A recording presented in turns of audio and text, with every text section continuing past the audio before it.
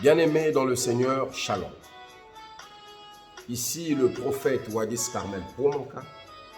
Ce soir, je viens exhorter quelqu'un sur le péché dans le milieu chrétien. Le péché dans le milieu chrétien. Bien-aimés dans le Seigneur, nous prions un Dieu vivant, un Dieu fort et un Dieu capable de tout. Mais aujourd'hui, ce sont plus les chrétiens qui se plaignent que les païens. Les chrétiens se plaignent tous les jours que Dieu nous a tourné le dos. Nous voyons les églises pleines de fidèles. Et ces fidèles sont bourrés de problèmes, des doléances qui ne trouvent toujours pas de solution. Et là, on pense que Dieu nous a tourné le dos. Ce soir, je vais te parler de ce qui se passe dans ta vie. Les chrétiens sont les plus grands pécheurs. Nous qui avons la connaissance de la parole, nous dérapons plus que les païens. Voilà pourquoi, dans nos églises, il n'y a plus de croissance. Les chrétiens sont dans le mensonge, dans l'ivrognerie, dans l'impudicité, dans la magie, dans l'homosexualité. Comment veux-tu que Dieu puisse t'assister? Un non-sachant de la parole encore, ça peut se comprendre. Celui-là, on ne l'a jamais exhorté. Il n'a pas la connaissance de la parole. Il ne sait pas c'est quoi le péché. Mais toi qui es enseigné tous les dimanches, bien-aimé, le péché, déjà, si tu ne le sais pas, le péché crée un mur entre nous et Dieu. Et le péché va ralentir la procédure de l'exaucement dans ta vie. Voilà pourquoi aujourd'hui nous prions. Nous crions fort dans les églises. Il n'y a pas de miracle. Les chrétiens d'aujourd'hui ne témoignent plus. Rares sont ces chrétiens-là qui sont dans la sanctification. En commençant par les hommes de Dieu, nous-mêmes. Il y a des hommes de Dieu qui pour la plupart sont des escrocs. À 90%, les églises, pas seulement au Congo, en France, mais dans le monde, c'est devenu un business. Et là-dedans, on retrouve des pasteurs magiciens, des prophètes homosexuels, des pasteurs escrocs, des prophètes qui sont dans l'impudicité avec les fidèles, même dans l'église. Et c'est toi qui veux de la croissance dans ton ministère. Tu as fait de ton ministère un commerce. Là où tu vends même la grâce, tu vends la bénédiction. Pour imposer les mains à quelqu'un, il faut qu'on te donne 500 $. Il faut qu'on te donne 500 000. C'est du vol et c'est le péché. Il y a des femmes aujourd'hui qui se plaignent. Seigneur, donne-moi un mari. Donne-moi un mari. Mais on va donner un mari à une femme sage. C'est ce qui est écrit dans sa parole. C'est la femme sage qui bâtit sa maison. On ne va pas chercher le mariage dans une église. Le mariage est un don, c'est une grâce que Dieu a donnée à chaque homme et à toute femme. Il a dit, l'homme quittera son père et sa mère, s'attachera à sa femme. C'est une promesse. Ça ne se cherche pas à l'église. C'est d'abord ton comportement et ta nature à toi. Est-ce qu'aujourd'hui Dieu peut te donner un mari sachant que toi, tu ne te comportes pas bien? Quel est ce Dieu-là qui va prendre un de ses enfants, te donner pour que tu puisses le maltraiter? Il y a des femmes qui ne vont jamais se marier tant qu'elles ne vont pas changer. Pareil pour les hommes. Tu es dans l'impudicité et tu veux voir la main de Dieu. Pourquoi les chrétiens d'aujourd'hui pensent qu'abandonner le péché est difficile? C'est tous les jours qu'on nous exhorte dans les églises, même via des réseaux sociaux. Pourquoi tu penses qu'arrêter avec la magie, c'est difficile, ou avec l'impudicité? Il y a des gens qui parlent même du péché mignon. Que non, moi en tout cas, moi j'ai un péché mignon, moi mon péché mignon c'est l'alcool. Non! C'est l'ivrognerie, il n'y a pas de péché mignon. Tu ne peux pas être enfant de Dieu pour être ivrogne. Non. C'est pas possible. C'est pas possible. Tu veux voir la main de Dieu? Change de conduite. Change ta façon de marcher. Sinon, bien aimé, tu vas demeurer cette personne-là qui fait le rond-point. Et rien ne va changer dans ta vie. Ça fait combien de temps que tu pries pour un même sujet? Combien de temps? Mais ce n'est pas que la grâce est absente, non. Elle est là sur ta tête, elle survole ta tête, mais elle ne peut pas descendre. Elle va descendre dans quel corps? Elle va descendre dans quel corps? Bien-aimé, elle va descendre dans quel corps? Non. Change de conduite. Je t'exhorte. Si réellement tu veux voir la main de Dieu, deviens une nouvelle personne. Dans le péché, tu ne peux pas voir la main de Dieu. Non. Nous avons un Dieu capable de ressusciter même les morts. Nous avons un Dieu qui a redonné de la chair même aux ossements desséchés. Combien de fois ton petit problème? Ton problème, c'est un petit problème. Ton problème, c'est un petit problème. Mais si tu ne vois pas la main de Dieu parce que le péché cramure, quand est-ce que tu prendras conscience? Quand? Là où le péché est entré dans l'église. Le pasteur a pour femme tous les fidèles, toutes les fidèles de son église. Et tu veux que l'Esprit de Dieu puisse opérer dans une telle église? Non. Dieu n'est pas sale. Dieu est dans la pureté. Dieu est dans la sanctification. Frère, c'est maintenant que tu dois racheter le temps. Des chrétiens, dimanche tu es à l'église, dimanche matin, dimanche après-midi tu es dans une boîte de nuit. Dimanche matin tu es à l'église, dimanche après-midi tu es dans un bar. C'est pas possible.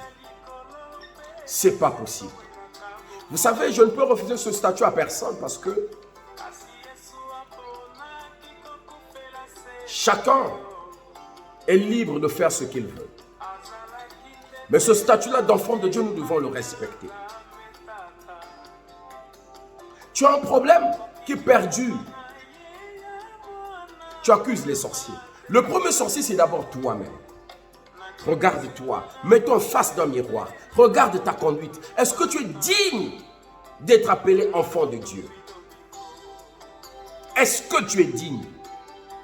Je ne pense pas. À 99%, les chrétiens d'aujourd'hui sont des païens.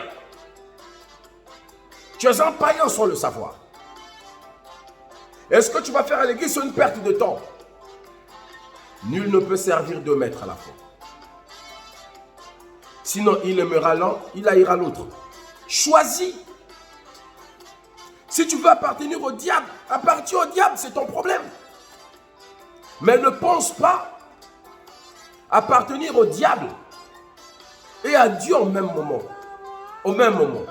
Non. Tu ne peux pas à la fois marcher avec Satan et puis marcher avec Dieu. Tu dois faire la part des choses. Tu dois savoir où situer ta vie. Si tu veux vraiment voir un changement dans ta vie, fais-toi enfant de Dieu. Par Jésus-Christ, nous partageons la même grâce. Nous sommes des co-héritiers. Je n'ai jamais vu un héritier souffrir. L'héritier d'un roi, d'un président, souffrir. Nous partageons la même grâce que Jésus. L'or et l'argent appartiennent à son Père. Mais pourquoi nous souffrons aujourd'hui? C'est le mal. Le mal. Nous avons du mal à nous détacher du péché.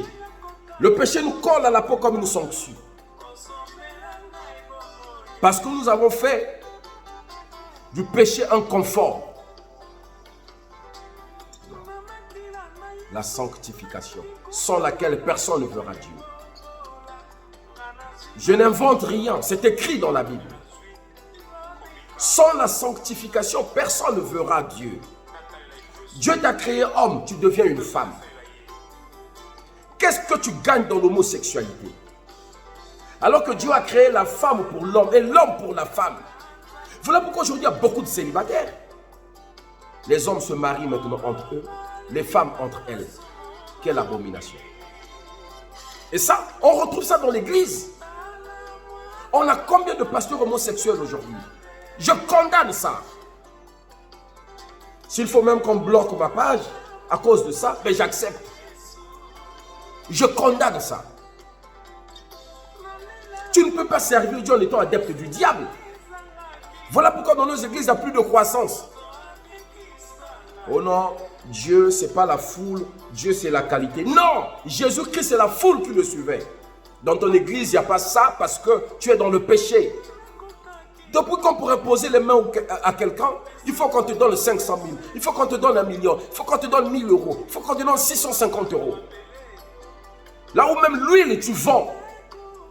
L'eau qu'on devait bénir et donner gratuitement aux gens, tu vends. Tu es un escroc. Tu es dans le péché.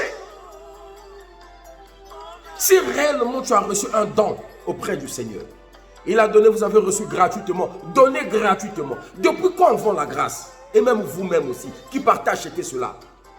On te vend une petite bouteille d'huile comme ça, tu donnes 500 000. Arrêtons. Arrêtons. Sinon, les païens vont se moquer de nous. Tu veux voir la main de Dieu? Marche dans la transparence. Un homme pour une femme pour un homme. L'homme quittera son père et sa mère, s'attachera à sa femme. Ici, on n'a pas dit l'homme quittera son père et sa mère, s'attachera à ses femmes, à sa femme. On a des pasteurs polygames. On a des pasteurs polygames. Pas seulement des pasteurs, on a des chrétiens polygames. Non. Frères, sœurs, changeons. Si tu veux voir la main de Dieu, change. Aussi longtemps tu vas vivre dans le péché, tu ne verras pas la main de Dieu. Ça, je peux te le rassurer. Tu veux que Dieu t'exauce, abandonne le mal. Rapproche-toi du Seigneur. Rapproche-toi du Seigneur. Prends cette veste-là inconfortable, cette veste-là qui ne te convient pas. Va la déposer sous la croix de Jésus. Tu verras. Tu verras que Dieu est bon. Tu verras que notre Dieu est bon. Tu verras. Tu verras que notre Dieu est bon. Il a dit, venez à lui tel que nous sommes, tel que tu es. Viens. Surtout que personne ne te juge. Laisse tout derrière toi. Tu verras la main de Dieu. Le péché crée un mur. Le péché crée une séparation. Tu peux beau crier, c'est comme quelqu'un qui se trouve derrière ce mur. Moi, je suis chez moi ici, à la maison, en train de manger. Mais comment je saurais que derrière ce mur, quelqu'un a faim là-bas?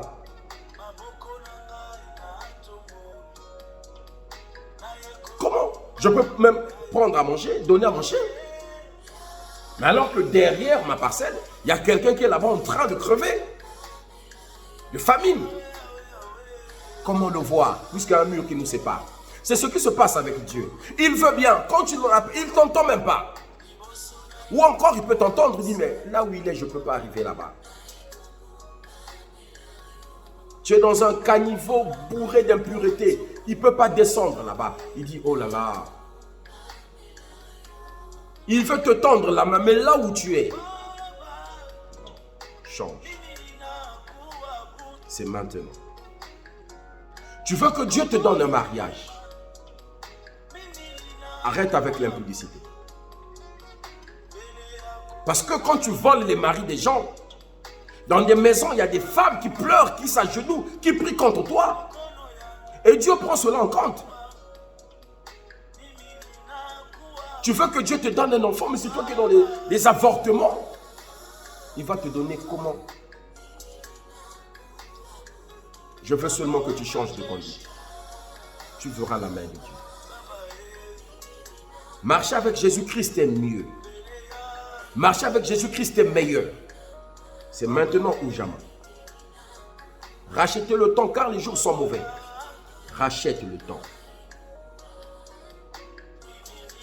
Et tu verras. Pour sortir du péché, ça vaut une prise de conscience. Une prise de conscience quand tu dis non, non, non, non, non. Là, trop, c'est trop. Je m'arrête là. J'ai marché dans le péché, je ne veux plus. Combien de personnes se sont fait baptiser ici et qui ont récidivé dans le mal? Le baptême ne veut rien dire. C'est avant tout une prise de conscience. Le baptême est un acte de foi. C'est symbolique. Mais le véritable baptême se passe à l'intérieur de toi-même. Là où tu réfléchis, bon là, je m'arrête là, je ne peux plus marcher avec le péché, je vais maintenant suivre Jésus. Combien de chrétiens sont baptisés aujourd'hui qui sont dans la dépravation?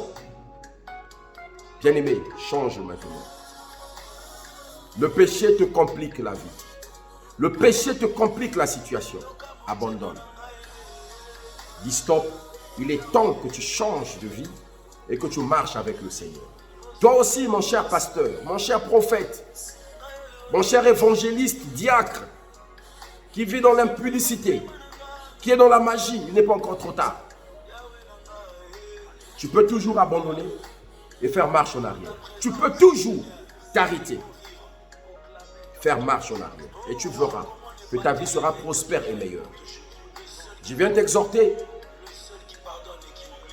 que celui qui a des oreilles entende.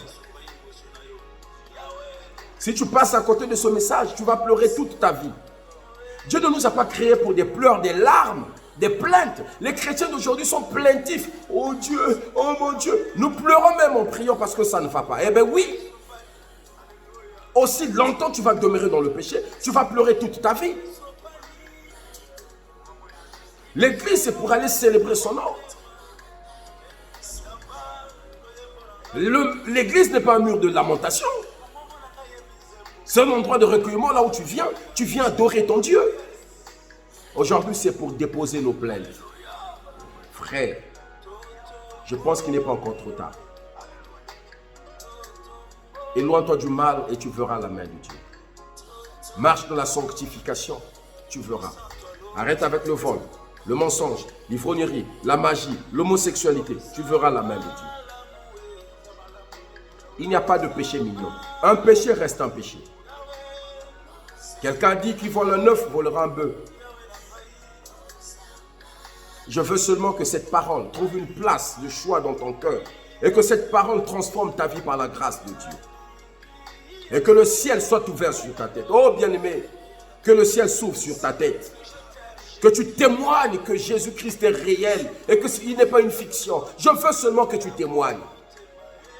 Mon frère, je veux que ta vie change de direction.